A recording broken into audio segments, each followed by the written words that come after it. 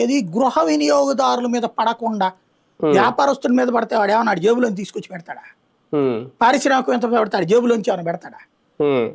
వాళ్ళకి పడినా మనల్ని పోతారు, అంతే కదా. పరోక్షంగా పోతారు, ప్రత్యక్షంగా బాధకపోతే. నువ్వు కరెంటు ఛార్జీలు తగ్గిస్తానన్నావు కదా, అందరికీ తగ్గించాలి కదా. అదే కదా, అవును. ఆ భారాన్ని నువ్వు భరించాలి కదా. నిన్న కాక మొన్న కూడా కరెంట్ అంతా నేను అద్భుతంగా సంస్కరణ చేసేసాను.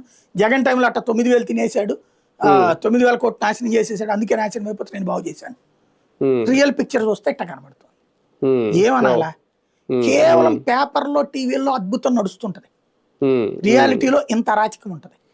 కానీ నిజంగా పెంచడం అనేది జరిగితే, అంటే డిస్కమ్లు గనక వాళ్ళ టారిఫ్లు మార్చాలనుకుంటే, వీళ్ళు ఏదో చెప్తున్నారు కదా, ఒక హైబ్రిడ్ పద్ధతిలో విచారిస్తారు, కొన్ని ప్రాంతాల్లో ప్రజల అభిప్రాయాలు కూడా సేకరిస్తారు, ఆ తర్వాత పెంచుతారని. అది అవుతుందా సార్? సాధ్యం అవుతుందా? మీరు ఎప్పుడన్నా వెళ్ళారా?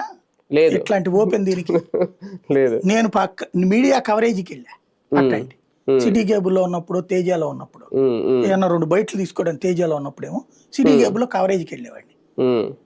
కానీ ఒక కస్టమర్గా నేను ఎప్పుడు పోలా.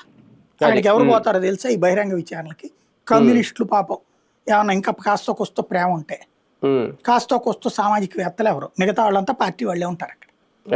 తీసుకొచ్చి కూర్చోబెడతారు, ఎవడో ఏం మాట్లాడు దాంట్లో. వీళ్ళు ఏదో